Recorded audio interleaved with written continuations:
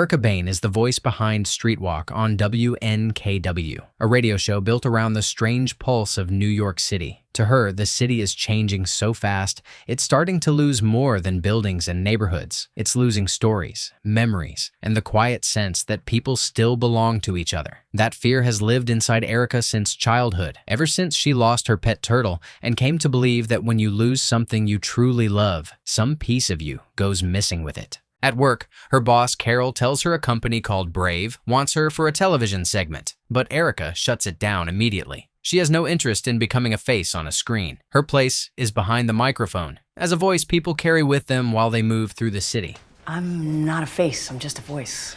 And shows are on the website. People can just download them for free. That same grounded, intimate life follows her to a printing shop, where she calls her fiancé David, a doctor, to ask about their wedding invitation colors. Erica suggests cream and orange, and David agrees instantly. David jokes that they should forget invitations completely and just get married, but Erica knows his mother would never survive something that simple. She also invites him to her friend Nicole's art function later that night, though David turns her down because of work. Still, David finds a way to show up, even if it's only to pick Erica up from Nicole's place. Back at their apartment building, he heads upstairs to grab Curtis, their dog, along with Erica's jacket while she waits below. In that small pause, Erica helps their elderly neighbor Josiah, who thanks her by handing her an apple. When David returns, he laughs as Erica proudly explains how she just got gifted fruit by their generous neighbor, and for a moment, their world feels simple enough to hold. They take Curtis to the park, where David pushes the joke further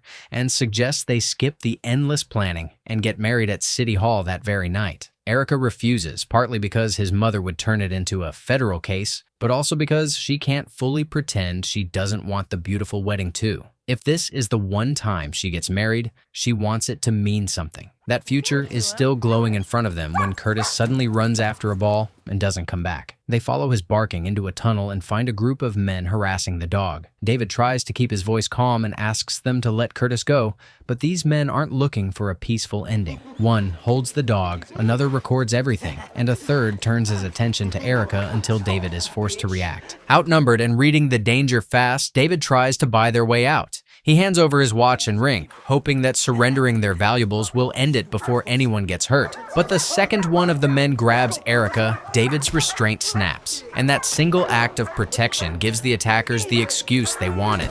They swarm the couple with punches, kicks, and a metal pipe, beating them down as Erica crashes onto the pavement and David takes the worst of it. What began as a walk in the park turns into a brutal assault that destroys the life they were planning just minutes earlier. Erica and David are rushed to the emergency room in critical condition. In the same hospital, detectives Sean Mercer and Vitale arrive for a different nightmare: the suspicious death of a woman Mercer believes was murdered by her husband, Murrow, then staged as a suicide. Mercer tries to question Murrow's stepdaughter privately, hoping the girl can tell him what really happened, but she's too shaken to give him anything. When Murrow storms in demanding access to her, Mercer blocks him, reminding him that lawyers complicated things before and insisting they do this properly. As Murrow is restrained, Mercer moves through the hospital and briefly notices Erica lying badly injured nearby. It's only a passing moment, but it places them on the same path long before either of them understands why.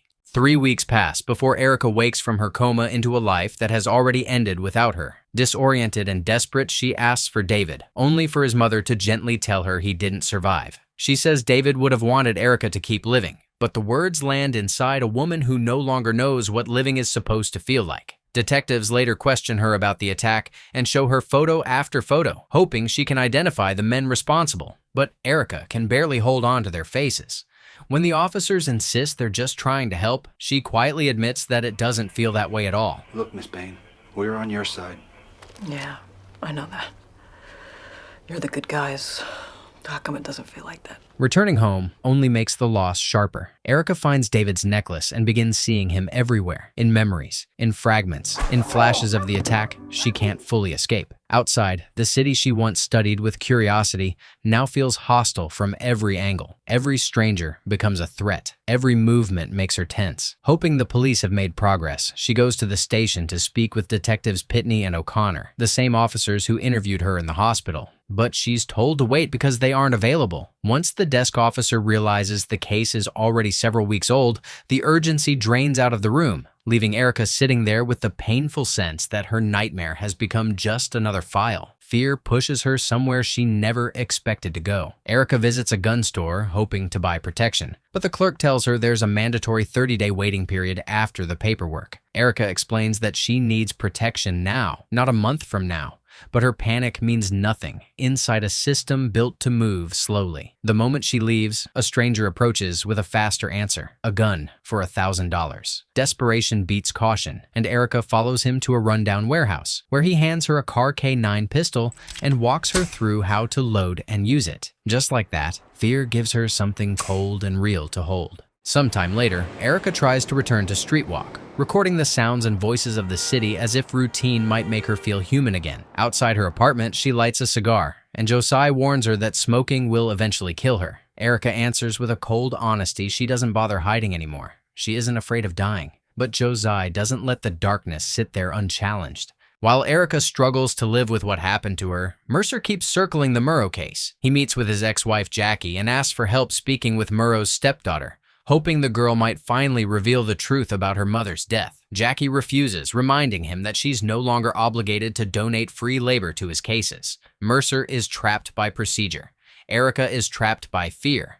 And both of them are being pushed toward the same ugly question. What happens when the legal path can't move fast enough? Erica's fragile attempt at normal life breaks again during a trip to a grocery store. A furious man storms in and confronts the cashier over being kept from his children. The argument snaps into violence when he suddenly shoots her, then starts emptying the register. Erica hides, frozen in terror, but her phone rings and gives her away. As the gunman moves toward her hiding spot, panic takes over. Erica fires first. When he drops, she steps out carefully and sees the surveillance camera watching everything.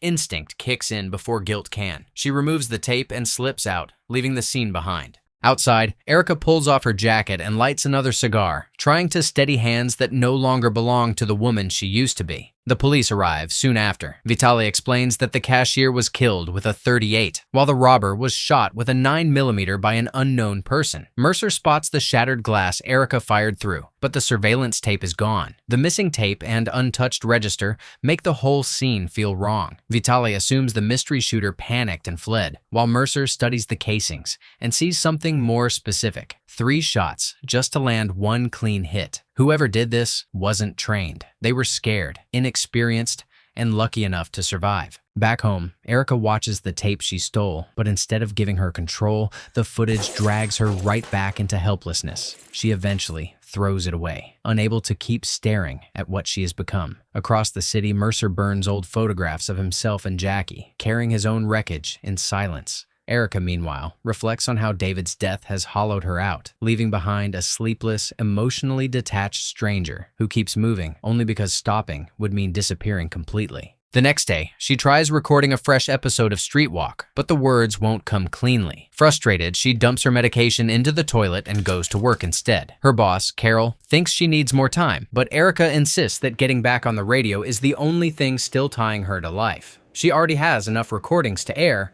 and she refuses to fade away quietly inside her apartment. Carol finally gives in, and when Mercer later listens from his car, Erica's voice is shaky at first before it slowly finds its strength again. But the show is different now. Instead of mourning New York's fading memories, Erica speaks about fear, the fear ordinary people carry through the city, especially women surrounded by unpredictable violence. I always believed the fear belonged to other people, weaker people.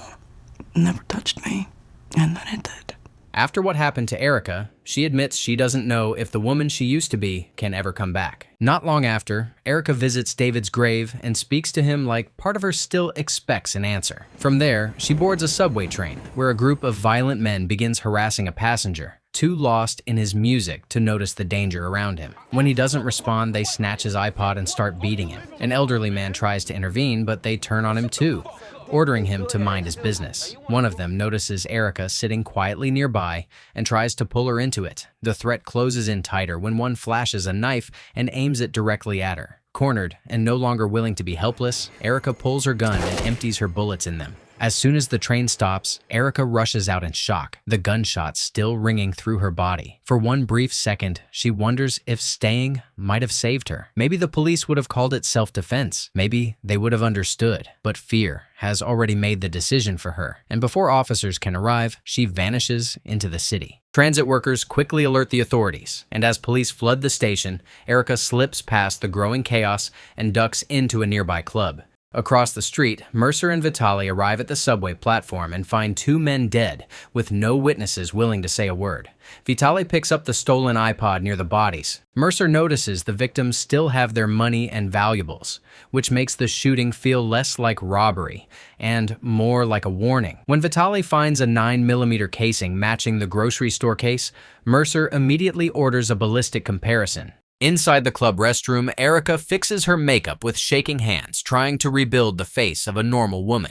Outside, Mercer and Vitale start connecting the pattern. Whoever killed in the grocery store and on the subway may not be a criminal in the usual sense. They could be an ordinary citizen pushed past the limits of fear and the justice system. But there's one detail Mercer can't ignore. This time, the shooter was more accurate. The person who barely survived the grocery store has now become more comfortable with the gun. As reporters crowd the crime scene, Mercer spots Erica nearby and pushes through to her. He asks if they've met before, but Erica hides behind the safest version of herself, the radio host. She introduces herself casually and offers to interview him, using this suggestion to steer attention away from why she's there. Mercer refuses, explaining that the investigation is confidential, but the encounter leaves him with one more face he can't easily place. Back home, Erica replays the audio she recorded during the subway attack, forcing herself to hear every scream and threat again. The next day, Mercer learns that details from the shooting have already leaked to the press. While talking with Vitale, he mentions running into Erica Bain, the radio host who survived the brutal park attack months earlier. Vitale suggests he accept her interview request because public appearances are usually good for the department, but Mercer refuses. Erica doesn't strike him as the kind of reporter chasing headlines,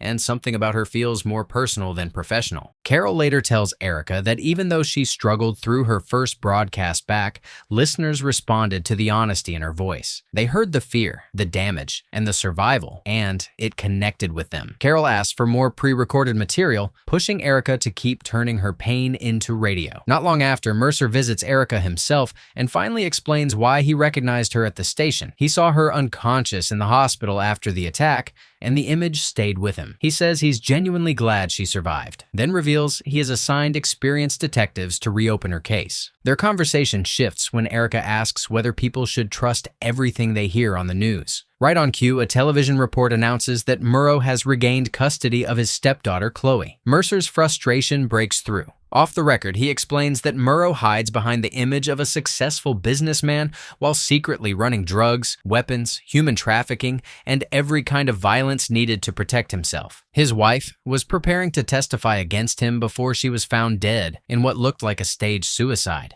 And now that Chloe is back in his custody, Mercer fears the girl may be next. Erica quietly turns on her recorder and asks the obvious question: why hasn't Murrow been arrested? Mercer's answer is the same wall Erica has been hitting since David died. Suspicion isn't enough. The law needs evidence, and without it, even a monster gets to walk free. No, there's nothing you can do? Nothing that's legal.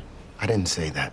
I didn't hear it. As the interview goes on, Erica asks whether Mercer's hands ever trembled when he fired his weapon on duty. Mercer admits he has used his gun before, but fear never made his hands shake. He turns the question back on her, off the record, asking how she moved on after the attack. Erica answers with the truth she has been living since she woke up. She didn't. The woman she used to be died that night, and someone else took her place. When the interview ends, Mercer gives her his card and tells her to call if she ever wants to talk about her case. That night, Erica drifts through the city again, moving through streets and corners she never would have noticed before David's death. In the studio, she replays parts of Mercer's interview for Streetwalk, but the question underneath the broadcast is no longer subtle. If the police know evil exists and still can't stop it, why is someone out there doing the work they can't? One evening, that question finds a human face. While walking alone, Erica is approached by a man in a car who offers her $50 for a fun time in the back seat. Inside the vehicle, she notices a young girl named Chloe Chloe, who quietly says she has been with the man for several days. Erica asks if she wants to leave, but the man slams the door shut before Chloe can escape, forcing Erica to pull her gun. Even with a weapon pointed at him, Chloe refuses to move until he pays her first. Once he hands over the money, Erica leads the girl away, but the man suddenly drives straight at them. Erica shoves Chloe out of the way and fires into the car, stopping him, though Chloe is still struck in the leg during the chaos. As sirens approach, Erica drags her to safety and tries to calm her down. Erica soon returns home shaken and injured, and Josiah immediately notices the smudged lipstick, the freezing hands, and the look of someone who has seen too much again. The following day, Mercer holds a press conference about the vigilante-style shootings and the department's plan to question Murrow's stepdaughter again. Afterward, he spots Erica nearby and questions why she's so interested in Murrow's case. Erica claims she's only curious, but Mercer admits he was disappointed hearing her suggest on the radio that someone else was doing cops' job better than they were. The tension doesn't last long. Mercer softens, confessing that he lied earlier about his ex-wife being the Streetwalk fan. He listens to Erica's show himself. Well, you don't fit our audience profile. Yeah, and you don't fit your voice either. I don't? You're a whole lot cuter and about 100 pounds lighter. For a moment, the conversation almost becomes something warmer, but Erica pulls it back to Chloe, saying she hopes the girl is safe. At work, Erica rides the elevator while co-workers talk about the latest vigilante shooting, and Carol shuts the conversation down before it goes any further. Once they step out, Carol tells Erica she wants her to open the phone lines during the next broadcast so listeners can weigh in live. Erica resists, but Carol insists that people trust her because she's a survivor. That night, Erica opens the lines while glaring at Carol through the studio window, and the show quickly turns into a circus. Some callers praise the vigilante for killing violent criminals. Others condemn the murders completely. One woman awkwardly flirts with the vigilante, and another caller even claims to be the killer. Disgusted by what the conversation becomes, Erica cuts the segment short. The chaos pushes her toward a choice she almost makes. Not long after, Erica goes to the police station intending to confess. But once she gets there, she watches officers process case after case with the same slow, detached exhaustion she already knows too well. The system feels too crowded to hear her, too numb to care, and too late to save anyone. Whatever courage brought her there drains away, and she leaves without saying a word. That night, Nicole spots Erica on the street and calls out to her, but Erica keeps walking, like she doesn't even hear her. Her path eventually leads to Murrow's apartment building, where she calls Mercer and claims she just needed someone to talk to. Mercer immediately hears something wrong in her voice and asks if she's all right. Before Erica can answer, Murrow enters the building. She stays on the phone long enough to look casual, then steps into the elevator with him. Inside, Murrow casually threatens someone over the phone about an ongoing deal while repeatedly eyeing Erica with suspicion. When the elevator stops, Erica pretends to head in another direction, waits for the moment to pass, then secretly follows him toward his car. She confronts him with the question Mercer's law could never ask properly. Why do you think you can hurt people? What? Do damage and walk away?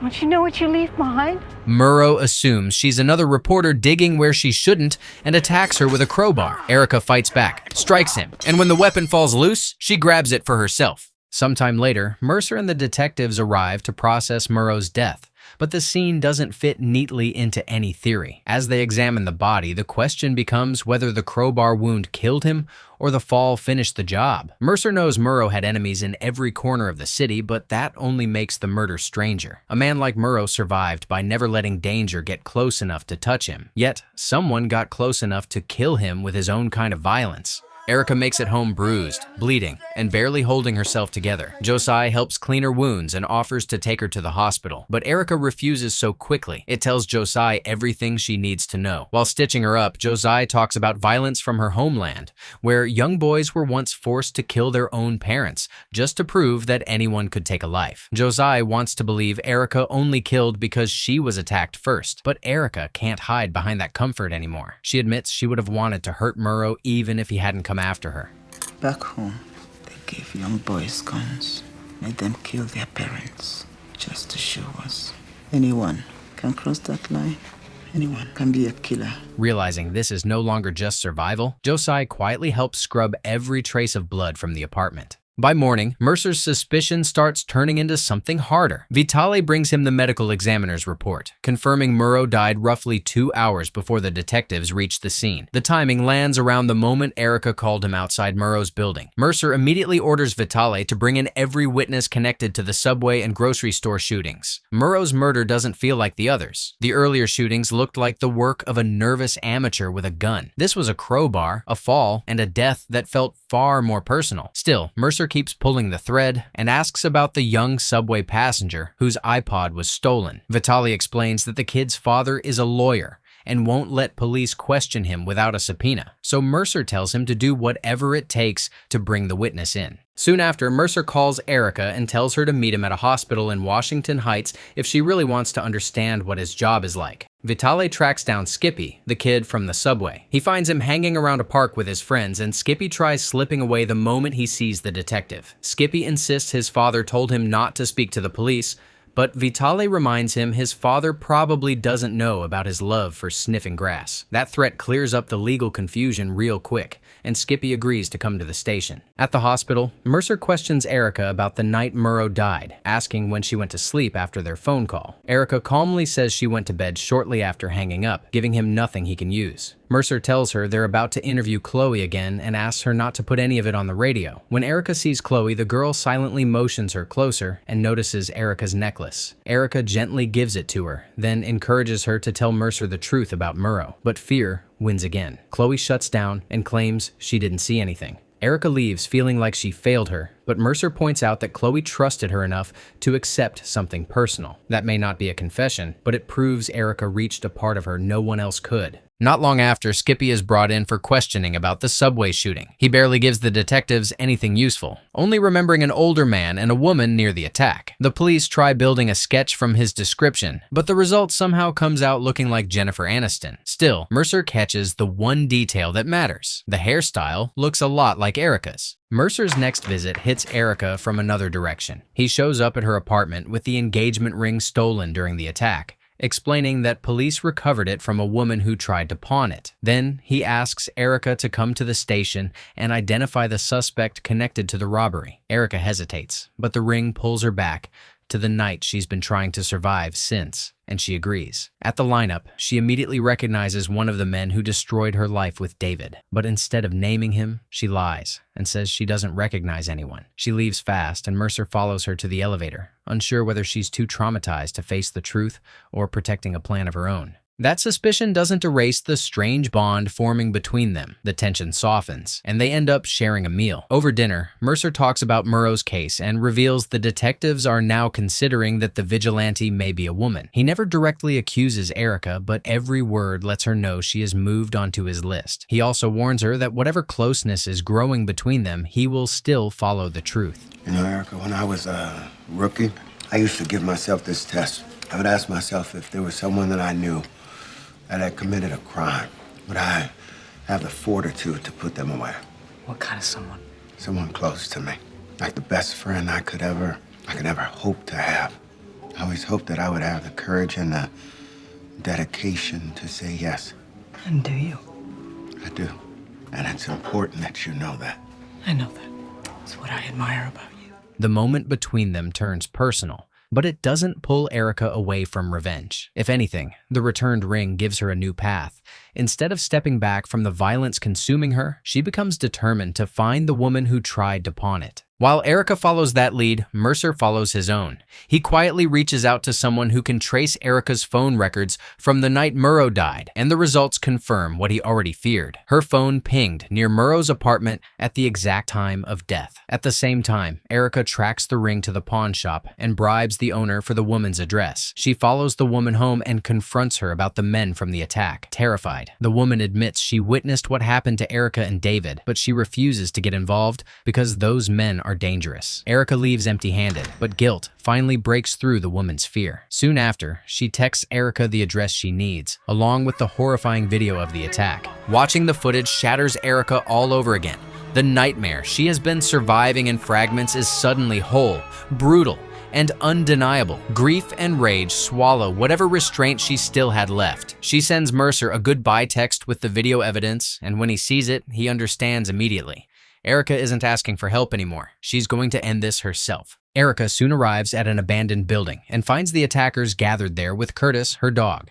Exhausted, armed, and running on pure pain, she moves in carefully and opens fire on the man holding Curtis hostage. Chaos explodes as the remaining men scatter through the building. Erica searches for the last attacker, only to be ambushed by the man responsible for David's death. He overpowers her and starts choking the life out of her, but before he can finish it, Mercer arrives and orders him down. Erica has the man in front of her now, the face that took David, the life she wanted, and the woman she used to be. Mercer tries to talk her down at first, but the law has failed her too many times, and he can see that arrest will never feel like justice to someone this broken. So he makes the choice that changes everything. Instead of arresting Erica, Mercer hands her his own weapon and silently gives her permission to finish it. Erica then shoots the man, finally ending the nightmare that started in the tunnel. When the smoke clears, Erica is ready to surrender, but Mercer refuses to let that be the ending. To build a believable cover story, he tells her to shoot him in the arm so it looks like he was wounded during the confrontation. Erica is horrified, but she understands there's no clean way out anymore. Shaken and emotional, she pulls the trigger. Yeah, motherfuck that shit up! Sorry. So you get out of here before I lose my temper. They share one final goodbye before Erica leaves. Mercer then plants his weapon on one of the dead attackers to support the story, releases Curtis, and calls for backup. As the ambulance takes him away, Erica returns home in silence, alive, but permanently changed. The city still moves around her, but the woman who once walked through it listening for stories is gone. No matter what comes next, Erica Bain knows she can never truly become the person she was before.